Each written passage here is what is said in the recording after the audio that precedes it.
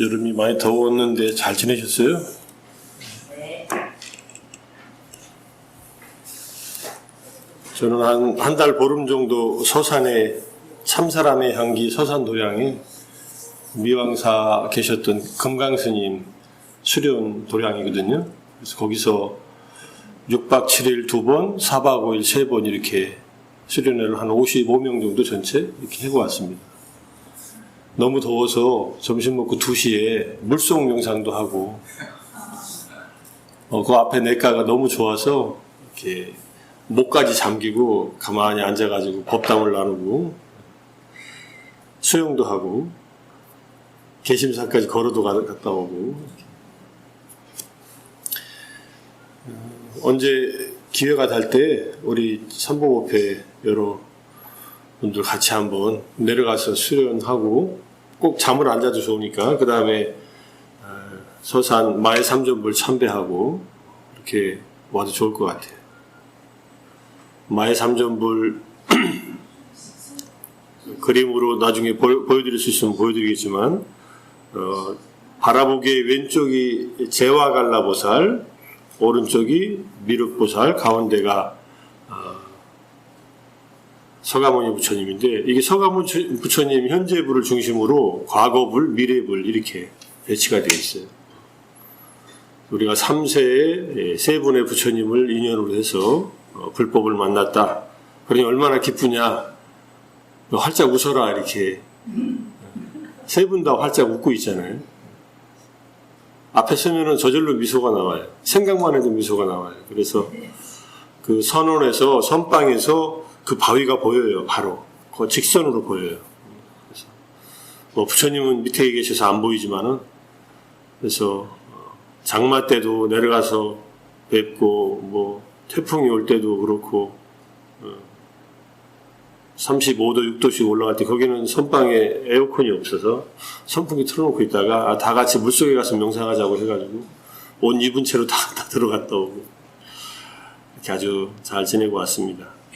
거기서 우리가 여름 수련 동안에 닦은 것이 이 한 쌍의 기술 사마타와 위파사나 수행을 한 건데 자 이거는 이제 지난 시간에 말씀을 드렸으니까 넘어가고 이제 오늘은 그래서 사마타와 위파사나를 닦으면 어떻게 되느냐 하는 것에 대한 얘기입니다. 굉장히 중요한 경이고요. 앙구타라니카야의 유가난다 수타 쌍경이라고 해서 우리가 정의 쌍수라고 하잖아요. 지관균수라고도 하고 정의 쌍수라고도 합니다. 정의 쌍수는 우리 정의 결사를 일으키신 보조국사 진울 스님께서 정의 결사문에서부터 말씀하신 내용이고 지관균수 정의 쌍수는 이미 초기 불교부터 불교 전반에 걸쳐서 관통되어 있는 수행의 그런 어떤 균형 있는 수행의 방법입니다. 자, 고전적으로, 전통적으로는 사마타를 먼저 수행한 다음에 위파사나, 그러니까 삼매, 선정을 먼저 닦은 다음에, 그 다음에 지혜, 통찰, 위파사나를 개발하는 방식이 있다. 사마타, 뿌방가맘, 위파사남, 바위띠, 이렇게 돼서 사마타를 먼저 하고 나서 위파사나를 닦는다. 이 말은 충분히 삼매를 닦은 다음에 마음이 삼매에 들어서 안정이 된 다음에 그 다음에 이제 있는 그대로의 몸과 마음의 경험 또는 정신과 물질의 경험 오온의 하나하나를 색수상행식 그렇게 펼치면 오온이 되고 간단하게 하면은 나마루파 명색이 되는 이 몸과 마음을 있는 그대로 관찰하는 위파사나 이렇게 닦는 것이 전통적인 방법입니다. 부처님 당시 때 대부분 제자들은 일본의 길을 닦았습니다. 일본의 길, 고전적인 길. 삼매를 먼저 닦고 위파사나를 다음에 닦아서 이게 이제 개정해로 말해도 개를 갖추고 그 토대 위에서 삼매를 닦고 그 삼매에 집중된 마음, 안정된 마음에서 이제 위파사나를 닦는다. 이런 뜻입니다. 그래서 고요함이란 선정, 또 주석서에 의하면 근접삼매라 불리는 사선에 다가가는 상태를 의미한다. 이렇게 설명을 해놨는데 근접삼매라고 하는 것은 이제 본삼매, 초선, 이선, 삼선, 사선 또는 사무색정이라고 하는 본산매에 들어가기 위해서 가까이 다가가는 산매인데, 나중에 뭐 앞에서도 뭐 여러 차례 설명을 드린 적이 있지만은 산매를 닦으면은 마음이 어떻게 되냐면요, 5가지 덮개에 빠지지 않습니다. 그러니까 5가지 덮개가 욕망, 분노, 그 다음에 게으름과 졸음, 불안과 우울, 회한, 그 다음에 의심이에요. 이 5가지 덮개가 우리를 덮고 있어요. 우리 마음을. 평상시에 우리 마음을. 수행 안 한 마음은 5가지 덮개에 덮여 있다라고 보시면 됩니다. 그냥 세상에서 착하게 사는 사람들도 이 5가지 덮개를 벗어날 수 있는 방법은 그냥 착하게 살아서는 가능하지 않습니다. 이거는 산매를 닦아야 돼요. 마음을 하나에 집중해야 하는 힘이 있어야만 5가지 덮개가 이것들이 작동하지 않습니다. 어느 정도 뭐 기도를 열심히 하고 뭐 여러 가지 작업을 하는 것도 사실은 산매를 닦는 일이에요. 마음을 집중시키는 일, 모으는 일이에요. 그것이 부처님 뭐 우리가 정근기도로 석가모니불을 하든 관세음보살을 하든 이런 정근기도를 하는 것도 산매를 닦는 방법입니다.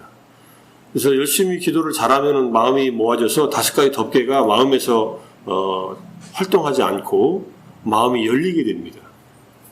그래서 집중되고 맑게 깨어있는 그런 상태가 지속되는데, 바로 이 근접산매의 상태 또는 근접산매보다 더 나아간 이제 본산매, 초선부터 사선에 이르는 본산매, 그것을 경험하면은 그것을 사마타를 먼저 닦았다, 이렇게 얘기를 하는 겁니다.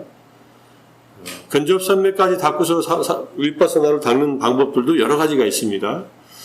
호흡을 먼저, 호흡 명상, 코끝에 집중하는 호흡 명상을 충분히 닦아서 수식관이라고 하는 호흡 명상을 마음이 안정되고 가라앉으면 그 다음에 윗바사나에 관찰을 하는 방법이 있고, 제가 하는 방식대로 하면은 저는 이제 자해 명상을 자주 많이 닦아서 자해의 마음을 통해서 근접산매에 도달한 다음에 마음이 안정되면 그 다음에 윗바사나로 전향하는 이런 방식도 있고, 또 뭐 부정관 수행을 해서 도달하는 방법도 있고, 죽음 명상을 하는 방법도 있고, 부처님 연불 통해서 도달하는 방식도 있고, 다양한 방식들이 있습니다. 삼보법회는 주된 수행법이 이거다라고 할 만한 게 있으신가요? 네? 참선? 화두선? 화두 드시죠? 가나선.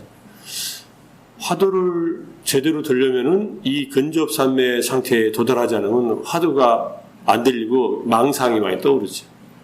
망상이 생각이 흩어지는 거거든요. 그러니까 화두 일념이 되는 순간이 바로 화두에 의한 근접산매 상태라고 해도 괜찮습니다. 화두 수행은 본산매, 그러니까 초선부터 사선에 들어가는 게 목적이 아니거든요. 그러니까 화두 하나만 들고서 다른 망념들을 쳐내고 마음이 딱 하나로 집중되어 있는 상태에서 이제 의정이 생기고 의단동로가 되도록, 그게 화두 수행이니까. 자주 들으니까 그렇게 이제 이해가 됐습니다. 저는 화두가 안 들려서 화두 수행은 안 하고 있습니다. 어렸을 때는 억지로 들으라 해서 이먹고 하다가 이먹고 하는 이것이 뭔가 계속 그러고 있다가 잘 안 되더라고요. 그래서 제가 수자 스님께 여쭤봤더니 안 들리면 억지로 하지 말라 그러시더라고요.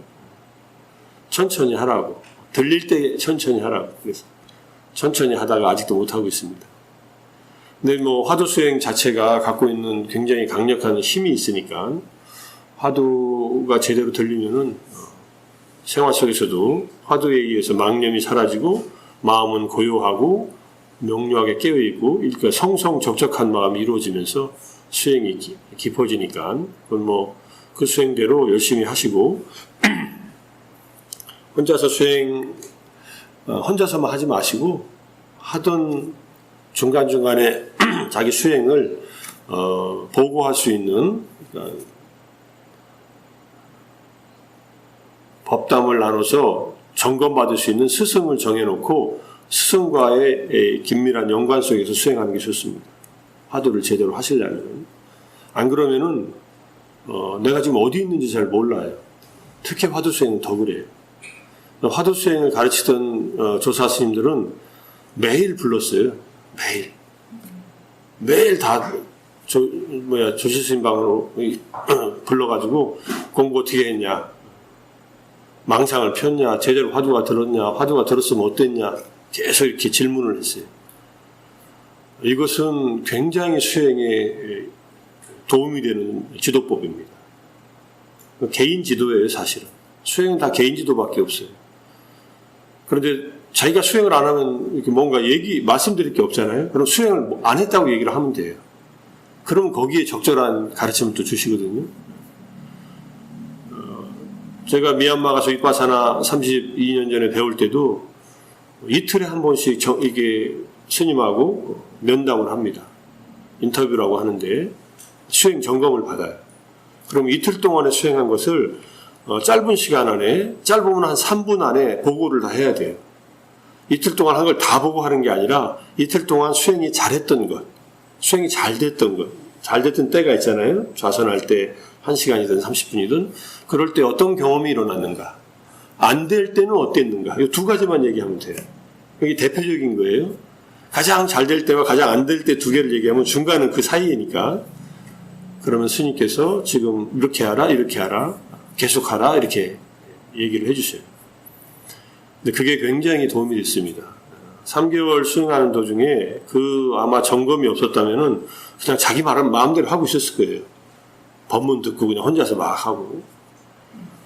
부처님 다시 때는 보통 수행법을 전해 받으면은 3개월 한 결제 동안에, 이번에 지난 8월 30일 날 해제했지만은 결제 동안에 3개월에서 4개월 결제가, 우한 그 결제가 있는데, 그때 그 주제 가지고 계속 혼자서 수행을 합니다. 그리고 결제가 끝나면 부처님한테 다시 와서 이제 점검을 해요. 수행이 다 됐거나 안 됐거나 둘 중에 하나죠. 또는 때로는 그렇게 정진하는 제자들한테 부처님이 필요할 때는 직접 가세요. 개인 방문을 하세요. 어떻게 알고 갔느냐? 부처님 앉아서 다 알고 계시잖아요. 부처님의 불안으로 보는 새벽에 일어나셔서 부처님은 대비정에서 모든 중생들, 당신의 가까이 있는 중생들, 오늘 제도할 중생들, 오늘 만날 중생들을 쭉 살핍니다. 선정 속에서, 삼매 속에서. 그러면 거기에 그 레이더망에 걸리는 거예요. 오늘은 예컨대 목갈라나한테 가야겠구나. 목갈라나가 6일 동안 수타원이 된 다음에 6일 동안에 지금 이 일본 계속 삼매를 닦는 수행을 통해서 수행을 했는데 6일 동안 잠을 안 자요. 정진을 하느라고. 근데 얼마나 졸리겠어요. 그래서 너무 졸음이 심하게 와서 막 졸고 있으니까 부처님이 가셔서 좀 쉬었다 해라, 이렇게 얘기를 하십니다. 졸음을 극복하는 방법을 쭉 얘기를 하세요. 한 7, 8가지. 근데 마지막에 그래도 안 되면 좀 자라, 이렇게 얘기해요. 근데 이 조금 자는 것이 마지막 아라한과를 얻는데 아주 특효약이 됐던 거예요. 만약에 부처님이 그때 안 가셨으면 더 헤맸을 거예요. 더 오랫동안. 근데 부처님이 적당한 때에 가셔가지고 정확하게 얘기하셔서 시간을 정해놓는 그 시간은 대략 한 30분에서 1시간 정도입니다. 쉬었다가 하라. 몸이 너무 피곤하실 때는 좀 자고 하는 게 좋습니다. 근데 저는 이제 집중 수행할 때 잘 좁시다, 이렇게 얘기하고 시작해요. 며칠간 졸아야 되냐면요, 최소한 1박 2일에서 2박 3일은 졸아야 돼요. 졸음이라고, 이게 5가지 덮개 중에 하나가 졸음이에요. 해태와 혼침이라고 하는데 혼침에 빠지는 건데, 몸이 피곤해서 오는 졸음은 막을 수 없어요. 졸아야 돼요. 조는데 잘 졸아야 돼요. 잘 존다는 말은 졸음을 이겨내려고 하면서 조는 겁니다. 내가 피곤하니까 내가 이렇게 피곤한데 좀 자야지, 잠도 안 재우고 새벽부터 일어나게 해가지고 이렇게 나를 더 피곤하게 하네, 이렇게 짜증내지 말고 피곤하지만 열심히 정진해야겠다, 이렇게 마음 먹고 정진을 하면서 졸면 돼요. 그러면 1시간 동안에 55분 졸고 5분만 깨어 있어도 점점점 조는 시간이 줄어듭니다. 계속 점점 줄어들어요. 근데 자버리잖아요. 그러면 몇 시간 자야 돼요, 그냥. 그리고 잠의 리듬을 잘못하면은 잠이 이렇게 깨어날 때, 잠이 깊이 들어갈 때 깨면은 계속 졸려요. 그래서 어느 때 피곤해서 주무시는데 아무리 자고 일어나도 계속 피곤해서 더 주무시는 경우 있어요. 거의 막 반나절, 한나절을 하루 종일을 자도 피곤이 안 풀릴 때가 있습니다. 그럴 경우에 잠의 리듬을 잘못 맞춰가지고 깨면 그런데 잘 졸면은 졸음은 극복됩니다. 그래서 한 2박 3일 졸자고 하면은 사람들이 졸면서도 내가 이렇게 졸면서 뭐 하러 여기 왔지? 하는 생각 안 들어요. 졸음은 수행자들의 오랜 친구다 해가지고 늘 찾아와요. 늘 찾아와서 그냥 마음을 계속 장악하고 있습니다. 그래서 그 졸음을 벗어나는 것이 이제 이 근접삼매에 도달했을 때 벗어나요. 그게 한 2박 3일 걸린다는 얘기입니다. 열심히 수행해서. 이제 부처님 이제 지금 질문은 초기 경전에 초선부터 색계 사선까지 갔다가 다시 무색계 사전까지 갔다가 다시 내려와서 이제 색계 사선에 머문다는 그런 말씀을 이제 질문을 해주셨는데 부처님께서 출가하시기 전부터 수행법들은 이미 인도에 있었습니다. 색계 선정도 있고 무색계정도 다 있었어요. 출가하셔가지고 부처님은 무색계정을 무소유처하고 비상 비비상처를 아나라 깔라마와 오타카 라마부타한테 배웠는데 이미 선정법들이 다 있었는데 부처님은 무색계정이 아니라 당신이 호흡에 의한 수행이 초선부터 시작하는 이 수행이 깨달음에 이르는 길이라는 것을 이제 고행을 끝내면서 스스로 반성을 해가지고 자각하시고 그 태자 때 경험한 수행인데 그리고 나서는 사선정을 닦으면서 사선정을 바탕으로 해서 이제 지혜가 열리거나 신통력이 열리거나 무색계정을 가거나 이런 선정을 체험했는데 기본적으로 선정은 초선만 닦아도 깨달음에 갈 수 있는 길이 열리고 그 다음에 무색계정 마지막까지 어느 선정의 단계라도 가도 깨달음에 열리는 그런 마음이 준비가 됩니다. 근데 가장 안전한 선정, 정예가 가장 균등한 선정의 상태라면 색계제 사선이에요. 근데 사선에 도달하면은 그 다음에 펼쳐지는 일들이 상당히 많아요. 그 중에 하나가 무색계정으로 가가지고 물질의 한계를 극복하는 것. 이건 굉장히 큰 경험이라고 해요. 우리가 인간으로 살면서는 물질 세계를 극복하기 어렵거든요. 물질 밑에는 욕망이 있고 욕망 위에 물질 세계가 있는데 물질의 한계를 극복하면은 순수한 정신의 세계에서 더 자유로운 마음으로 머물 수 있다. 그래서 물질의 한계를 벗어나는 게 하나의 목적으로서 무색계정을 닦으라고 했고, 근데 무색계정으로 올라가서 오래 머물면은 그 선정 속에서 들었을 때는 편안하지만 지혜가 개발이 안 돼가지고 다시 이제 문제가 생기니까 다시 색계정을 다시 닦으면서 색계정이 어느 단계에서든 그걸 토대로 해서 윗바사나를 닦으라고 얘기를 합니다. 지금 하신 그 초선부터 무색계정까지 간 다음에 그 다음에 무색계정을 얻었을 때의 이익은 멸진정을 얻는 데 있어요. 멸진정, 상수멸정, 산야, 웨다이타, 니로다, 사마파티 해가지고 살아있으면서 느낌과 인식, 상과 수와 상이라고 하는 오운에서 핵심적인 마음 부수가 정지돼 버리는 거예요. 작동이. 근데 마음은 있는데 마음이 작동하지 않는 거예요. 왕은 있는데 신하들이 그냥 다 멈춰버린 거예요. 활동을. 그런 의미의 상수멸정에 도달하는데 상수멸정은 인간이 살아서 경험하는 반열반, 완전한 열반의 경험과 가장 가까운 경험이라고 합니다. 그리고 거기까지 경험하고 나오면은 이제 아나함이나 집착이 남아있으면 아나함 아니면은 아라한이 된다. 이렇게 얘기를 합니다. 또는 아나함, 적어도 아나함이 돼야 상수멸정에 들어갈 수 있다. 또 이렇게도 얘기를 하는데 아나함이 되기 전에 상수멸정에 들어가면은 들어갔다 나온 다음에 이렇게 아나함이나 아라한이 될 수 있다 해서 무색계정이 상수멸정으로 가는 하나의 통로가 된다. 이런 의미에서 중요시 됐고요. 근데 무색계정까지 안 닦으면은 색계의 어느 선종이든 닦아서 그 삼매에 의해서 그 다음에 윗바사나를 닦으면은 이제 아라한이 될 수 있다는 길이 또 열려 있으니까 어느 선종이든 닦아라. 근데 그 다 닦으면은 좋지만 다 닦지 않아도 괜찮다. 선정은 초선부터 아무 선정이나 하나만이라도 의지해도 충분하다. 왜 충분하냐면 이 근접삼매에서도 얻어지는 그 5가지 덮개가 안정되기 때문에 그래요. 근데 확고한 선정을 바탕으로 하면은 완전히 고요하게 가라앉은 마음에서 윗바사나를 닦을 수 있는 길이 열리기 때문에 그것을 강조한 것이지 필수적인 것은 아니다 이렇게 얘기를 합니다.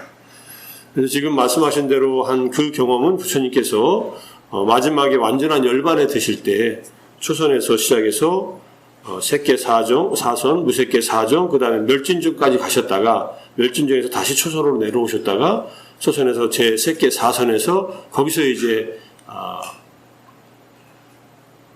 완전한 열반에 들어가시거든요. 열반계, 무여열반에 들어가시는데 그 해석은 여러 가지가 있지만은 뭐 하나의 해석을 말씀드리면은 색계 사선이 가장 균형 있는 삼매의 상태다라고 하는 것을 보여주신 예가 아닌가 생각할 수 있고 무색계 사정도 충분히 닦을 가치가 있다. 그렇지만 필수적이지는 않다. 근데 멸진정을 닦으려면 무색계 사정을 닦고서 멸진정에 들어간다. 그 당시에는 삼매 수행과 지혜 수행에 뛰어난 제자들이 많아서 이 멸진정까지 도달한 제자들도 많이 있었지만은 또 색계 사선까지 경험하고 그 다음에 아란이 된 제자들도 많습니다. 그들 중에는 전혀 신통력이 없는 제자들도 많았어요. 색계 사선에 도달하면은 무색계정을 통해서 멸진정으로 가는 방법과 그 다음에 이제 신통력을 얻는 길과 그 다음에 윗바사나를 바로 들어가는 길과 그리고 다음 생에 이제 색계 천상에 태어나는 길들이 이렇게 쭉 길들이 열리는데 색계 사선을 닦고 나서 신통력으로 간 분들은 이제 오신통을 포함해서 마지막 누진통까지 해서 육신통을 얻으면서 아란이 되고 색계 사선에서 바로 윗바사나 지혜를 닦은 분들은 신통력이 전혀 없이 바로 아란이 되는 그런 경험을 합니다. 그게 이게 일본, 지금 설명드린 일본의 길이에요. 그러니까 그 길이 전형적인 길이다. 이렇게 이해하시면 되죠. 근데 그 선정을 많이 닦는 것은 선정을 많이 닦았을 때 얻어지는 또 다른 부가적인 이익이 있기 때문에 닦으라고 했는데 항상 말씀드리지만 부처님 법의 핵심은 아라한의 완전한 그 깨달음에 이르는 데 목적이 있기 때문에 아라한 과에 이르는 데는 초선부터 비상 비비상처까지 어느 선정을 바탕으로 해도 아라한 과에 들어간다. 이렇게 이해하기 때문에 전형적인 길과 그 다음에 그거를 다 닦지 않고도 아란이 되는 길을 함께 말씀하셔서 다양한 선정의 경험들 속에서 아란이 되는 길을 말씀하셨다. 이렇게 이해할 수 있을 것 같습니다. 무색계 정 같은 경우는 그 당시에 이제 그 요가 수행자들, 힌두의 요가 수행자들이 주로 닦던 수행법이다 하는 얘기는 있어요. 실제로. 그런데 무색계 정이 궁극의 경지라고 그들은 생각하고 있는 사람들이었고 부처님이 경험해 보니까 그건 궁극의 경지가 아니었다. 그거는 3계 윤회 세계에 속하는 하나의 경지지 궁극의 경지는 아니었다는 것을 부처님이 깨달아서 말씀하셨고 색계 사선정에 천상세계가 있고 무색계에 4개의 천상세계가 있거든요. 색계에는 천상세계가 총 26개 중에 천상에 26개의 세계가 있거든요. 욕계 6개가 있고 그 다음에 그렇죠. 지옥, 축생, 악의, 아수라, 인간이 5개고 26개 중에 무색계의 4개고 색계의 16개의 천상이 있어요. 근데 이렇게 천상 세계를 정확하게 이해한 분은 부처님밖에 없습니다. 근데 어렴풋이 색계의 선정에 대한 가르침도 있었고 그것을 수행하기도 하고 그 다음에 색계 선정도 닦아서 색계에 가는 그런 불교 외에 다른 수행자들, 힌두교 수행자들이나 외도들도 있었지만은 이 색계 무색계, 욕계 육천과 색계 무색계의 천상 세계를 정확하게 보시고 설명해 주신 분은 부처님이 최초예요. 자, 우리나라 대승불교와 힌두교의 어떤 유사성 또는 뭐 차이점, 그 다음에 우리나라에 들어온 다양한 대승불교 속에 들어있는 힌두교 요소를 말씀하셨는데 힌두교에서 말하는 창조신들이 있잖아요. 자제신도 있고 브라흐마도 있고 여러 가지 창조신들이 있어요. 근데 초기 경전 내에서 이미 그러한 창조신들은 천신 중에 한 명이라고 부처님이 법문을 하세요.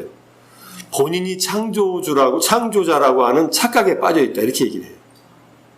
대범천, 힌두교에서 말하는 이미 대승불교로 가기 전에 초기 불교 내에 천신들의 세계를 부처님이 쭉 구분하면서 그러한 힌두교 내에서 그러니까 베다 내에서 얘기하고 있는 창조신들이 그냥 하나의 신일 뿐이다. 윤회하는 신들일 뿐이다라고 얘기를 합니다. 근데 그 신들이 인간들과 모종의 관계를 맺어서 내가 창조주니까 나를 믿어라 할 수는 있지요. 마치 기독교의 야훼라는 신이 있는데 이 신이 유대민족에게 내려와서 유일신의 어떤 사상을 가지고서 나를 믿어라라고 했던 것처럼 그런 유사한 신관들이 있습니다.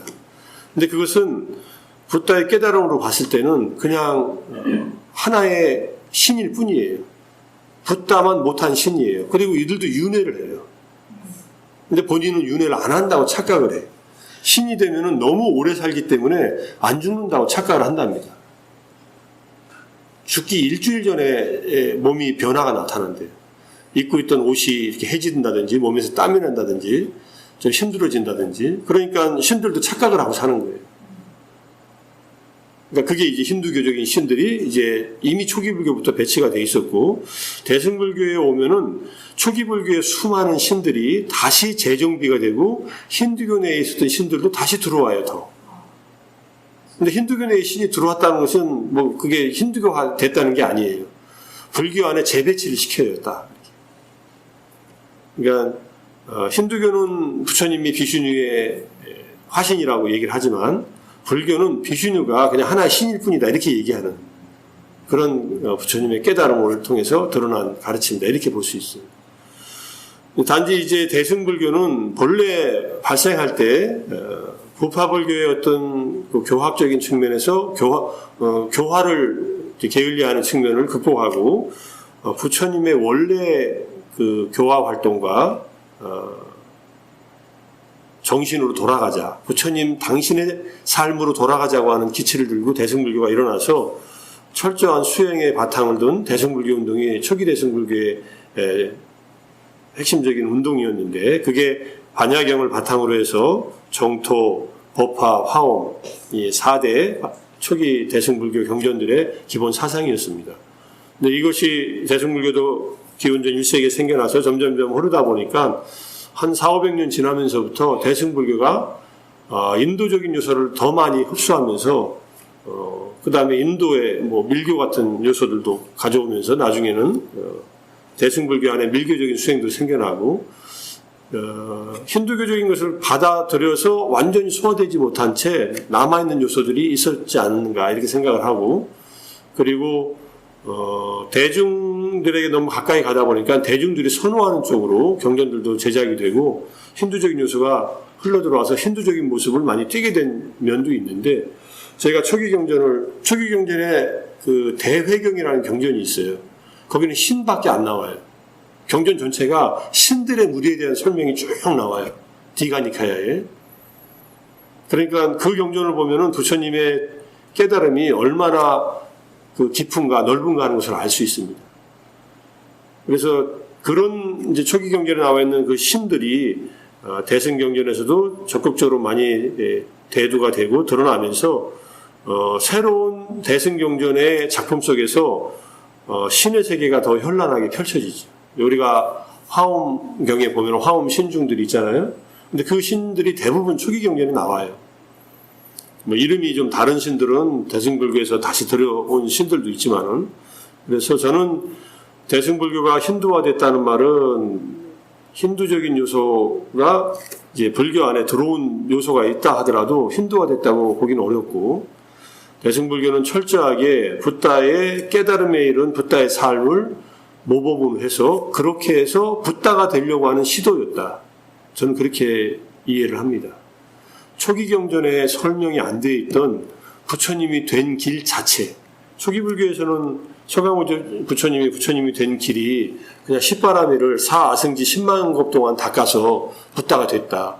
그 전생의 수많은 보살행을 자탁하라고 하는 그 경전에서 대표적인 예를 들어서 수백 가지의 전생 이야기가 있지만은 그게 보살행의 하나의 모습들인데 거기에는 그냥 십바라밀에 하나씩을 닦은 얘기가 있지 체계적인 그 수행법들이 따로 있는 게 아니거든요.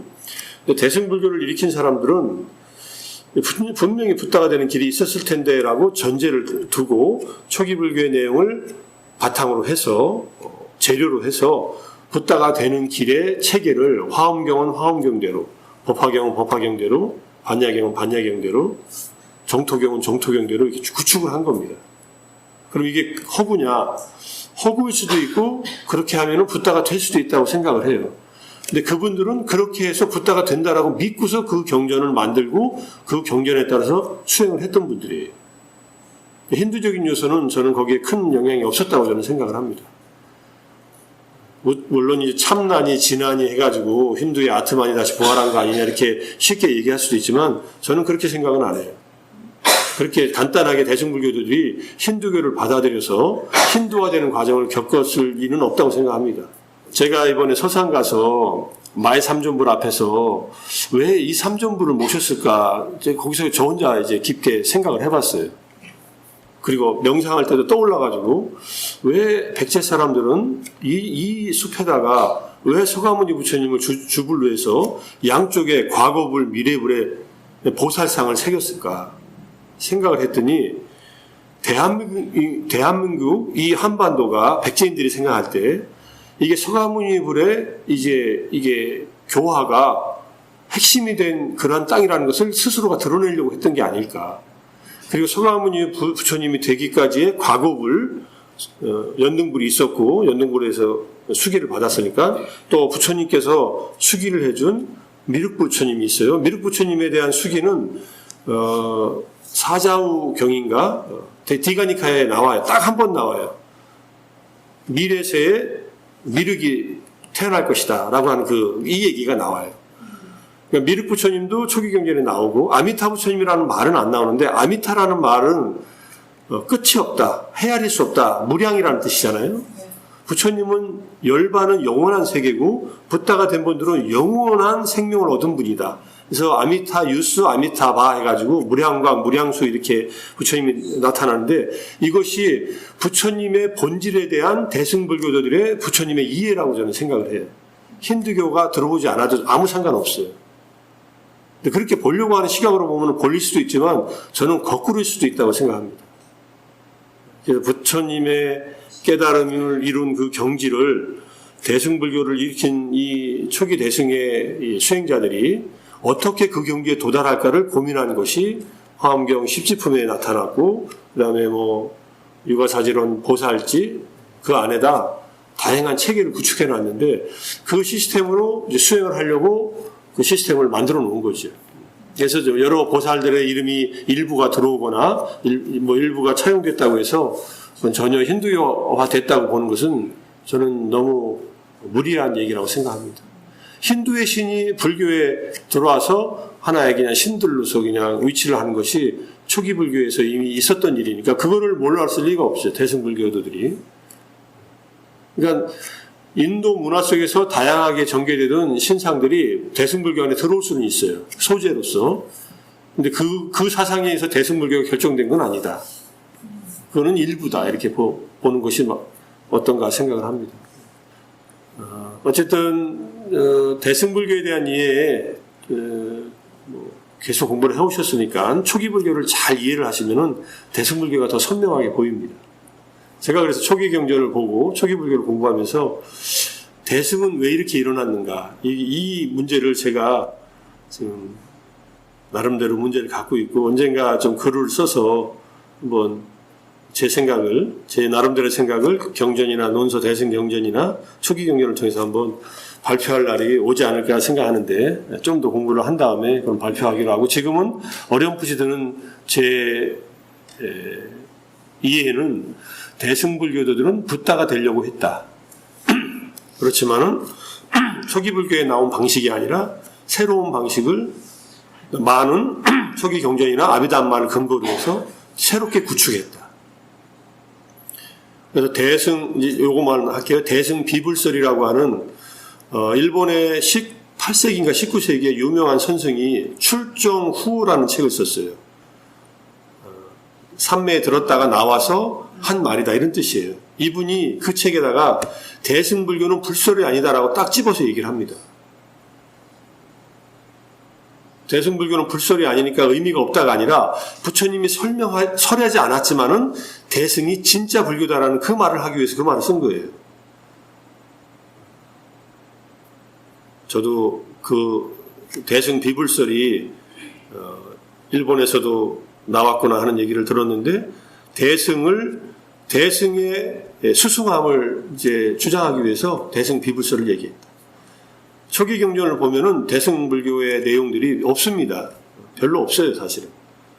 그런데 없다 하더라도 대승불교의 기본 정신은 붓다가 된 그 사건을 내 내면에도 그걸 확립시키려고 하는 그런, 나도 붓다가 성불을 하려고 하는 그런 원력으로 시작한 것이 대승불교이기 때문에 대승불교의 그 가르침이 붓다가 되는 길을 새롭게 펼치려고 했다. 이렇게 이해하는 것이 저는 대승불교에 대한 이해에 좀 더 가까이 가는 게 아닌가, 제대로 된 이해에 그렇게 생각합니다. 자, 조금 더 오늘 이 페이지는 마쳐야 되니까 한 20분 정도, 제가 1시간만 얘기를 하고 명상을 좀 하려고 하니까 설명을 1시간만 하도록 노력하겠습니다. 자, 그 다음에 고전적인 길이 삼매를 닫고 지혜를 개발하는 길이었다면 두 번째 길은 반대예요. 통찰을 먼저 닦아요. 위파사나를 먼저 하고 고요함을 개발하는 길이 있다. 이건 어떻게 하는 것이냐? 처음부터 우리 몸과 마음의 오온의 무상고무화를 관찰하기 시작해요. 머리로 생각하는 게 아닙니다. 오온은 바로 정신과 물질, 나마루파 이것을 말하고 실제하는 유의법들을 말하고 그것을 계속 관찰하다 보면은 오온이 이제 무상하고 고이고 무아라는 것이 정확하게 보이게 됩니다. 자, 오온의 무상고 무아가 꿰뚫어질 때, 그럴 때 이제 비로소 지혜가 열리는데, 지혜가 먼저 열리고 그 다음에 삼매를 닦는다. 이건 어떤 방법인가 했더니 제가 미얀마 가서 수행한 것이 2번 방법이었더라고요. 가자마자 몸과 마음을 관찰하라 그러더라고요. 그래도 다른 걸 관찰하라고 한 게 아니니까, 더울 때 땀나면은 땀나는 것도 관찰하고, 걷기 동작도 관찰하고, 앉아서 가려운 것도 관찰하고, 졸린 것도 관찰하고, 복부의 움직임도 관찰하고, 온갖 경험들을 다 관찰했어요. 끊임없이 관찰하다 보니까 이것들이 생겨나고 사라지는 것들이 이제 보이기 시작했고, 그것이 무상이 보이기 시작하니까 마음이 삼매의 힘이 생기더라고요.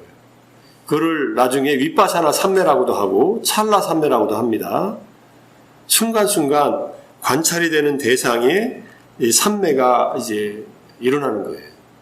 그 삼매는 근접 삼매나 본 삼매와 같은 역할을 합니다. 삼매의 역할이 아까 5가지 덮개를 이제 비활성화시키는 거라고 했잖아요.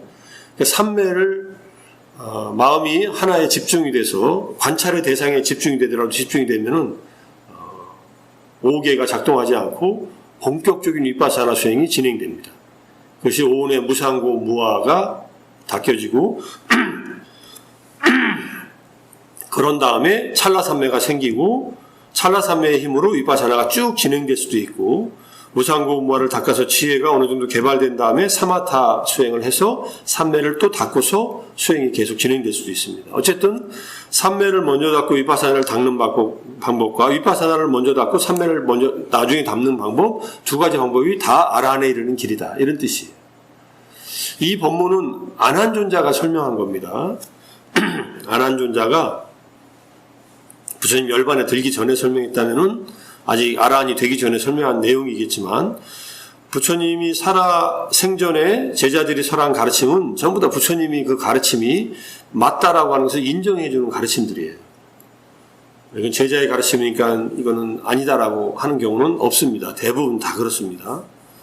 물론 설명이 좀 부족하면은 보충하라고 하는 얘기는 하지만은, 자, 어쨌든 1번과 2번은 순서가 반대되어 있지만은 사실은 삼매를 먼저 닦든 통찰, 위파사나를 먼저 닦든 2개가 결합되면서 이제 도회지에 깨달음의 지혜, 성자가 되는 깨달음의 지혜가 열린다. 그리고 아라한이 대뜸 되는 게 아니라 수타원, 사다함, 아나함, 아라한의 이 네 단계의 성문의 사과를 통해서 아라한의 마지막 단계에 도달하기 때문에 제일 먼저는 수타원의 도의 체험이 일어나겠죠. 자, 그렇게 해서 이제 오온의 무상고무화를 닦고서 고요함을 닦는 방법으로 이제 두 번째가 제시가 됩니다. 윗바사나 뿌방가맘, 사마탐, 보아웨띠라고. 이것이 두 가지 방법이 있었다면은 부처님 때부터 이 수행이 있었던 거예요. 그러니까 요즘에 이제 뭐 우리가 미얀마에서 배운 윗바사나가 삼매 없이 윗바사나를 닦으니까 이게 요즘에 생겨난 걸로 생각하면은 이거는 이 경전을 제대로 보지 않은 거예요. 그러니까 윗바사나만 처음부터 닦을 수도 있다 이런 뜻입니다. 근데 처음부터 닦을 때 윗바사나를 닦으면은 거칠고 두드러진 경험을 관찰하게 돼요.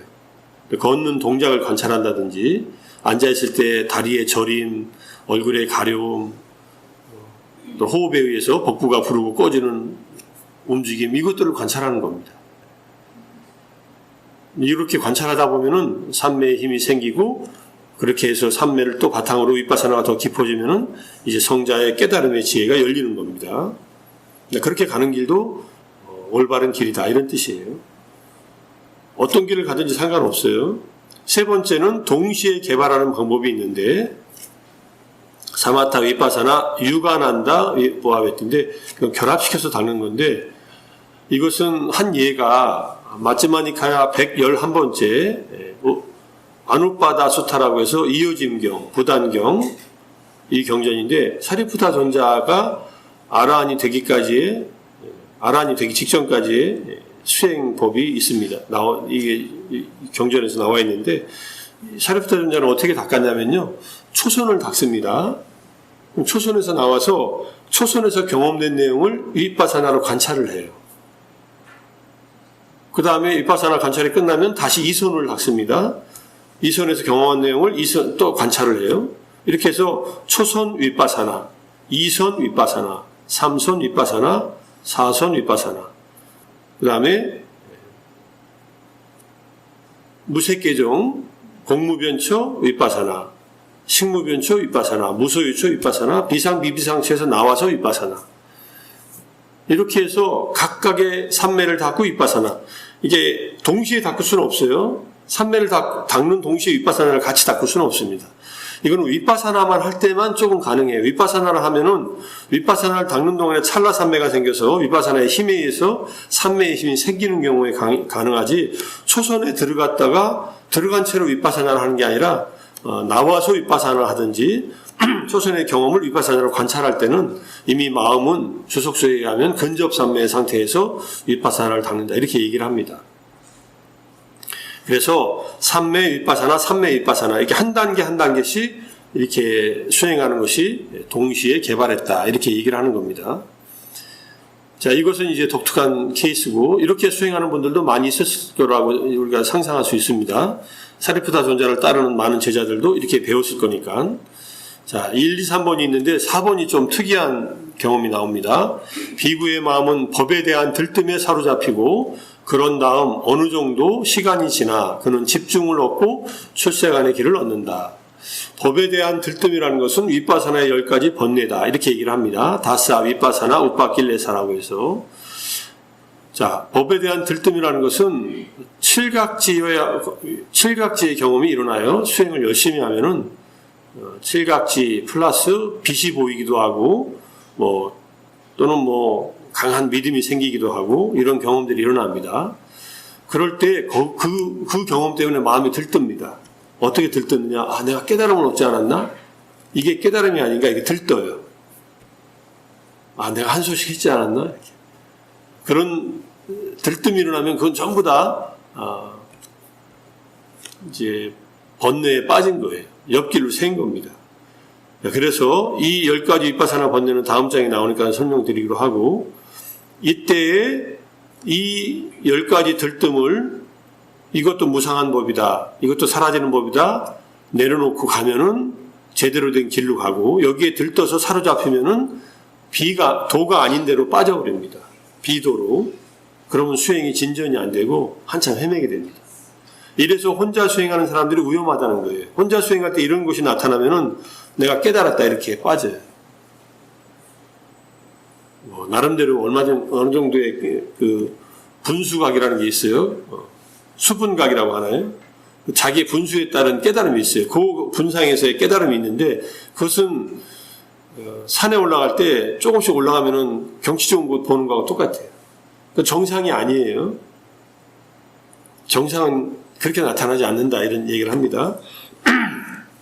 자, 그래서 윗바사나 수행이 잘 진행돼서 4단계 생멸 수간지가 일어나면 그 도입부에서 빠지는 위험인데 순수한 윗바사나 수행을 하는 사람에게 일어나기도 하고 사마타 수행을 하면은 이 법에 좋은 경험들이 일어나서 거기에 대한 들뜸에 사로잡히기도 합니다. 그런 사람들을 위한 이제 가르침이니까 일단 10가지 윗바사나 번뇌는 이런 것들이 일어나요. 마음에서 강한 빛이 일어나기도 합니다. 그 다음에 예리한 이해력이 생기기도 하고 강한 희열, 몸과 마음은 아주 편안해지고 그 다음에 행복감이 일어나고 확신이 생기고 더욱더 정진에 전념하고 그 다음에 확고한 마음 챙김이 자리 잡고 그 다음에 평정심이 생기고 이 9가지는 다 좋은 경험들이에요. 이 9가지의 경험이 담마, 좋은 경험들입니다. 7각지의 경험 플러스 빛과 그 다음에 확신이 생겨난 거예요. 그런데 여기에 대해서 이 현상들에 대하여 미세한 집착과 욕망이 생겨나요. 어떤 집착? 아, 내가 깨달음을 얻었구나. 아, 이것이 깨달음이구나. 이런 집착이 생겨나요. 기도하다가도 혹시 그런 경험 하신 적 없으세요? 빛이 번쩍 보이고 부처님이 나타나고 그게 담마가 나타난 거예요. 하나의 이걸 선에서는 견처라고도 하는데 관법을 닦으면 견처가 생긴다. 근데 견처는 하나의 현상이기 때문에 집착하면 안 된다. 근데 그게 많이 빠져요. 그 함정에. 너무 좋으니까. 그리고 다음에 수행할 때도 그것을 또 경험하기를 원해요. 마음속으로. 그리고 수행이 안 돼요. 그때부터는 또. 욕심이 생기면 수행이 안 됩니다. 욕심이 생기면 운동도 잘 못해요. 운동을 아무리 열심히 연습을 하고 번경기를 뜰 때 욕심이 딱 마음에 들어가면요.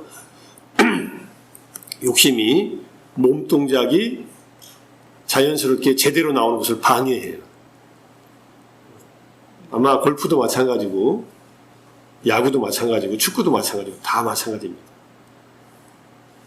탁월한 운동선수들은 연습할 때 충분히 연습을 해서 본 시합을 할 때는 연습처럼 하는 거예요. 본래 하던 대로 그냥 하면 돼요. 내가 꼭 성공시켜야겠다는 마음이 없이 해야 그게 성공이 되지. 어젯밤에 우리 손흥민 선수 해트트릭 했잖아요. 제가 시간이 없어도 손흥민 선수나 이런 것들은 가끔 봅니다. 기분이 너무 좋더라고요. 왜 기분이 좋을까? 손흥민이 축구를 잘 차는데 내가 왜 기분이 좋지? 안세영이 배드민턴에서 세계 1위를 하면 왜 내가 기분이 좋지? 이게 우리가 뼛속에서 우리가 대한민국 사람이라는 뜻이라는 생각을 해요. 어쩔 수 없어요. 우리가 인연이 있어서 이 땅에 태어났으니까 그걸 갖다가 내가 아주 중생심이 있다 이렇게 생각 안 해도 괜찮습니다. 그냥 기뻐해주고 축하해주면 돼요. 어쨌든 미세한 집착이 일어나는 모든 경험들은 내려놔야 된다. 우리가 그래서 수행하다가 어떤 수행을 해도 가나선도 마찬가지입니다. 기도도 마찬가지고 무슨 수행을 하다가도 이 9가지가 생겨나면은 내가 수행을 잘하고 있구나. 하지만 이것은 수행의 결론이 아니다. 내려놓자. 내려놓고 계속 수행하자. 계속 화두 들고 계속 기도하고 계속 하시던 수행을 계속 하면 돼요. 이거는 뿌린 씨가 하나의 꽃을 피운 것에 불과해요. 근데 이 꽃은 져버려요. 이건 없어져요. 다. 없어지는데 점점 세련되죠. 마지막까지 없어지지 않는 것이 하나 있다면 9번째예요. 평정심. 저거는 없어지지 않아요. 더 심화되고 더 심화돼요. 자, 기분 좋은데 집착하지 말라니 좀 애석하지만 그래야 계속 생겨요. 아주 특이해요. 얘는 잡으면 없어지고 놓으면 더 생겨요. 밀당을 할 필요가 없어요. 그냥 계속 내려놔야 돼. 내려놓으면 계속 와요. 사람들이 내가 잘났다 하면은 안 알아줘도 그냥 내가 묵묵히 내일 잘하고 있으면은 결국은 알아주고 계속 알아주려고 합니다. 좋은 경험들은 그냥 내버려 두세요. 좋은 일 하고 그냥 내버려 두세요. 그럼 또 와요.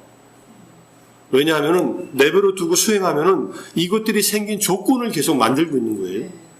조건을 만들어야지. 우리는 결과를 원하고 조건을 안 만들면은 다시 그러면 이렇게 마음이 후퇴해 버려요. 후퇴되지 않으려면은 이제 성자가 되는 수밖에 없어요. 수타원이 되는 수밖에 없어요. 보살은 뭐 팔찌까지 가야 된다니까, 불퇴진지가. 어쨌든 뭐 보살의 방식으로 수행을 하든 초기 불교 방식으로 수행을 하든 수행의 중간에 여러 가지 좋은 경험들은 어떤 것도 집착하면 안 된다. 맛보고 내려놔라. 맛보고 내려놔라. 저는 이거를 미얀마에서 수행하면서 청정도론에서 이 구조를 제가 딱 보고서 그 다음부터 수행에 어떤 경험이 와도 전부 다 내려놓을 수 있는 마음이 딱 생기더라고요. 저는 큰 스님한테 이런 경험들을 보고를 하니까 스님은 계속 관찰하고 수행하라고 그러시더라고요. 그러니까 그걸로 계속 수행을 했지만은, 이런 경험들이 일부가 아니라 1번 빼놓고는 대부분 다 경험이 일어났어요. 2번부터 9번까지가. 근데 10번에는 안 빠지고 간 것이 다행이죠.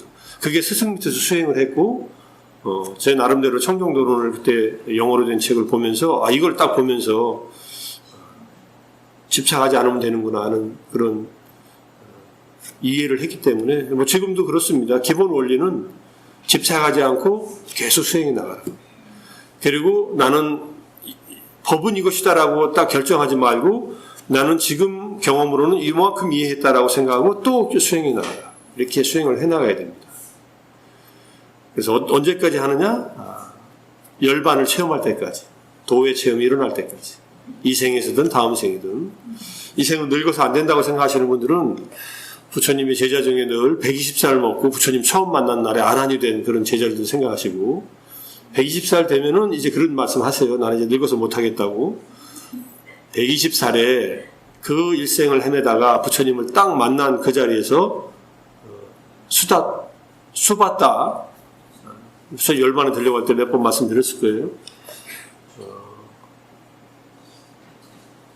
열의 세존의 가르침 아래에서 말고도 외도에도 열반을 얻는 성자가 있느냐 하니까 8정도가 있으면 있고 8정도가 없으면 없다. 아주 정확하게 얘기하셨어요. 그러니까 그 말을 듣고 8정도 수행을 해가지고 그 몇 시간 만에 아란이 됩니다. 부처님이 열반에 들기 전에 마지막에 아란이 된 제자예요. 그분이 120살이에요. 120살. 나이는 숫자에 불과하다. 그렇지도 않죠.